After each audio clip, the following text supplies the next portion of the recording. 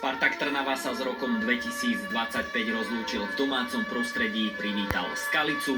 Pri nástupe na štadióne Antona Malatinského nechýbalo slávne silencio.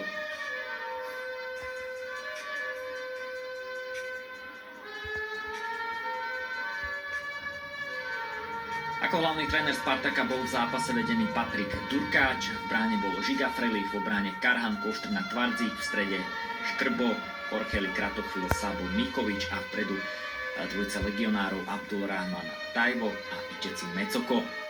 Zápas navštívilo 2964 divákov.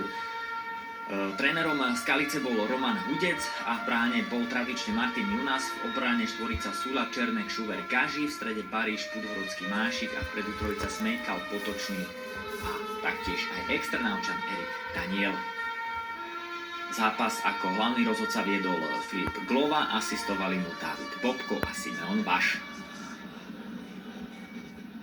Trnava naposledy prehrala v Dunajskej Strede 1-3. Bol to posledný zápas športového riaditeľa klubu Martina Škrtela v pozícii trénera. Proti Skalici Trnavu ako dočasný hlavný tréner viedol Patrik Durkáč. V 19. minúte Trnavčania sa dostali do prvej vážnejšej situácie stretnutia. Pozerám sa na Martina Mikoviča s kapitánskou páskou, ktorý zakončoval akciu. Tá sa však golom neskončila.